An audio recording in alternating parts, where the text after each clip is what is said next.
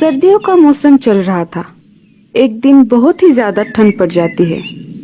अरे बाप रे, आज तो बहुत ही ज्यादा ठंड है। मुझे कुछ तो करना पड़ेगा। अगर मेरा घोंसला मुझे गर्म रखना है तो मुझे आग जलाने के लिए लकड़ियाँ जमा करनी पड़ेगी, नहीं तो मैं इस ठंड में मर ही जाऊंगी। लेकिन मैं ये काम अकेली नहीं कर सकती, मुझे किसी की मदद लेनी पड़ेगी। लाडो मीनू चिड़िया के पास चली जाती है। अरे मीनू मौसी, तुम क्या कर रही हो? कुछ नहीं लाडो। अच्छा ठीक है, तुम बताओ तुम यहाँ कैसे? अरे कुछ नहीं, अभी ठंड का मौसम चल रहा है ना। मैं सोच रही थी कि हमें हमारे घोंसले गर्म रखने के लिए आग जलानी होगी और उसके लिए हमें लकड़ियाँ इकट्ठा करनी होगी। हाँ हाँ, बात तो सही है। आज घूंगा मौसी मुझसे मिलने आई थी। वो कह रही थी कि ठंड के साथ बर्फबारी भी होने वाली है। मेरे तो ठंड की वजह से अभी से हाथ पैर कांप रहे हैं। तो बताओ कब जाना है लकड़ियाँ लेने को? अभी शाम हो गई है।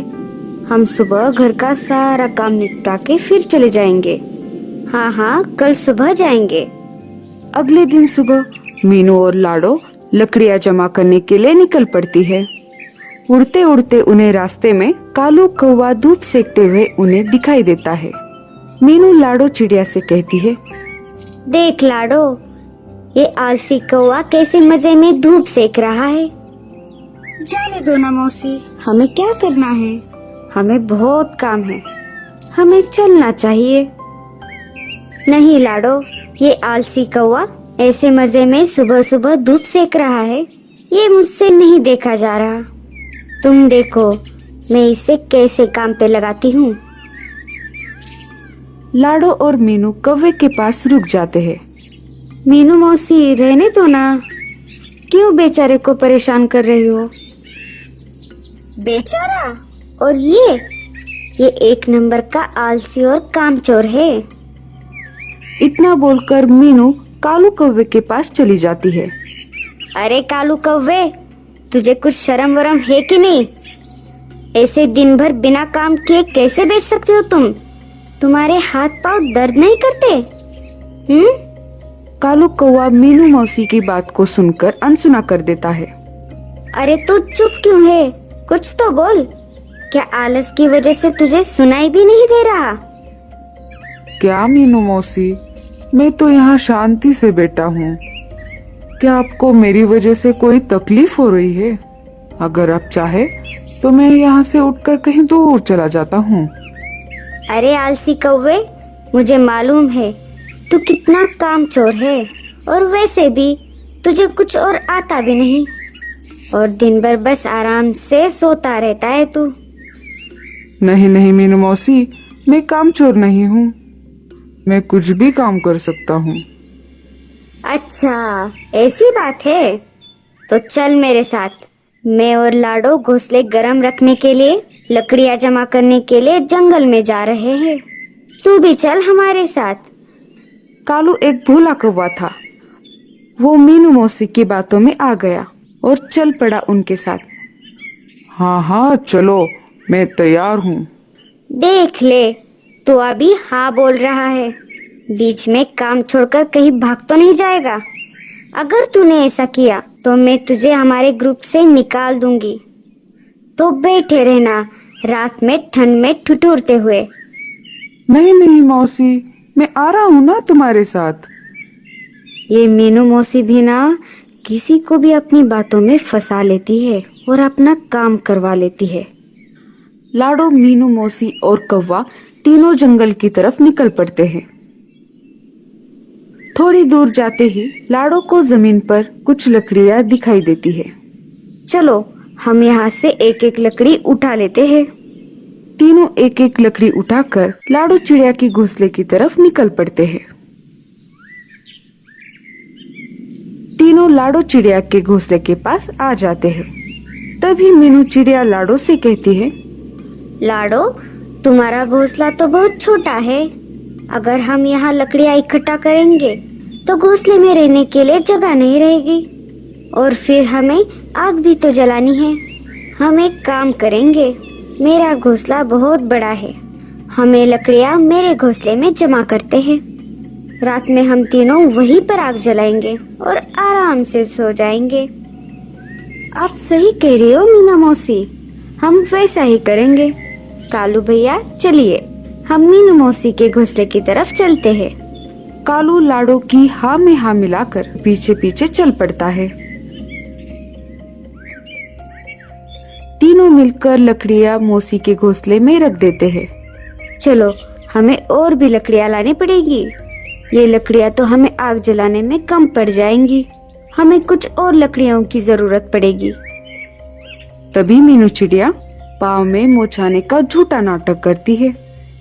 अरे बाप रे, ओई माँ, मर गई रे, शायद मेरे पैर में मोच आई है, मैं अब लकड़ियाँ नहीं उठा पाऊंगी। कोई बात नहीं मौसी, आप आराम कीजिए, मैं और कालू भैया जाकर लकड़ियाँ जमा कर देंगे। इतना बोलकर लाडू और कालू वहाँ से लकड़ियाँ लाने के लिए उड़ जाते हैं। दिन भर दोनों लकड़ियाँ जमा कर रहे थे। ऐसा करते करते मीनू मौसी के घर में लकड़ियों का ढेर लग जाता है। अरे वाह, इसे कहते हैं सुकून की जिंदगी।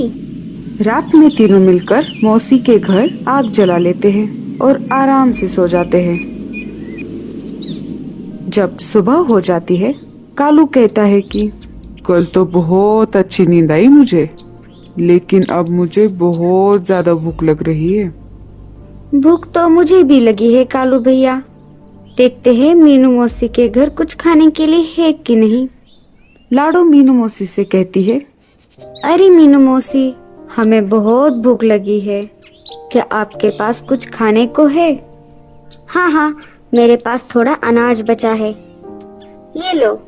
आखिर तुमने हमारे लिए इतना सारा काम जो किया है। दोनों थोड़ा थोड़ा करके अनाज खा लेते हैं। खाना खाने के बाद लाडो कालू से कहती है, चलो कालू भैया, हमें और लकड़ियाँ जमा करनी होगी। तभी मौसी उन दोनों को रोक लेती है और कहती है, लाडो, तुम एक काम करो, तुम लकड़ियों के बजाय अनाज जमा करो। घर में सिर्फ थोड़ा ही अनाज बचा है, अगर मैं अकेली होती तो अनाज बच जाता, लेकिन अब हम 3 हैं, इसलिए हमें और अनाज चाहिए। आप सही कह रही हो मौसी, मैं और कालू भैया अभी निकलते हैं। दोनों अनाज लेने के लिए निकल पड़ते हैं। उधर लाडो और कालू मेहनत कर रहे थे और इधर मतलबी मीनू मौसी मजे से अपने घोंसले के बाहर धूप सेकते हुए बैठी थी। ये सर्दियाँ कितनी अच्छी होती है, रात में आग जलाओ और दिन में मस्त धूप सेको। ये दोनों अनाज लेकर वापस आए, तब तक मुझे घर का दरवाजा अंदर से बंद कर लेना चाहिए। मैंने उन दोनों से झूठ कहा है कि अनाज खत्म हुआ है, लेकिन ऐसा नहीं है, मैंने बहुत सारा अनाज पहले से ही जमा करके रखा हुआ है। अब मेरे पास रात में आग जलाने के लिए लकड़ियाँ भी बहुत है। मेरी पूरी सर्दियाँ ऐसे ही मस्त निकल जाएंगी। इधर लाडू और कालू अनाज ढूंढते ढूंढते बहुत दूर तक आ जाते हैं और उन्हें वापिस आते आते रात हो जाती है और इधर मीनू मौसी घर का दरवाजा बंद कर देती है। रात हो जाती है और दोनों मीनू मौसी के घर के बाहर आ जाते हैं। लाडो घर का दरवाजा खटखटाती है।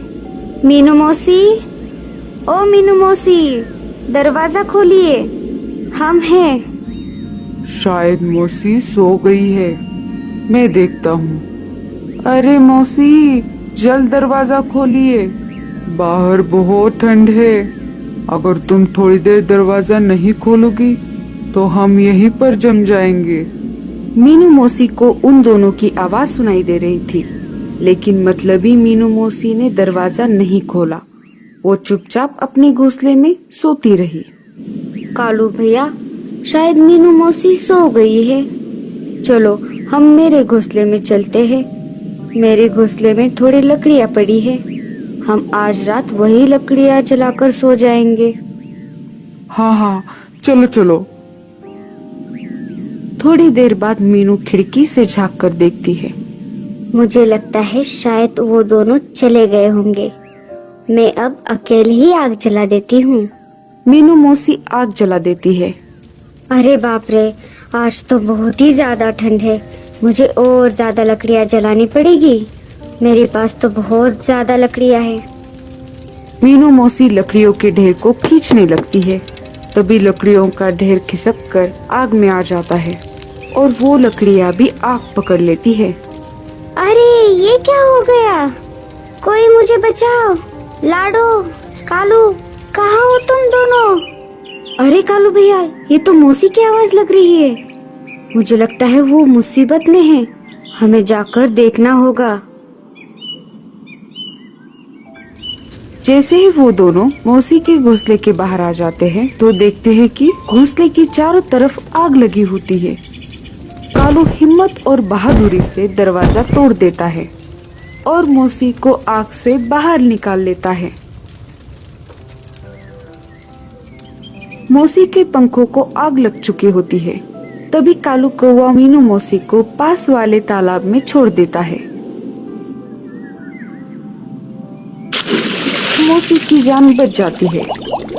मौसी पानी से बाहर आ जाती है और कालू कौवे को कहती है, मुझे माफ कर दो। मैं मतलबी हो गई थी। पाँव में मोच आई है, ये मैंने झूठ कहा आप दोनों से और सारा काम तुम दोनों से करवाया। तुम्हारे आने से पहले ही दरवाजा भी बंद कर दिया, लेकिन मुझे मेरी लालच की सजा मिल गई और मेरा ये एक पंख भी जल गया। मीनू मौसी को अपनी गलती की सजा मिल चुकी थी। तो दोस्तों, आपको ये कहानी से क्या सीख मिली हमें कमेंट्स में जरूर बताना।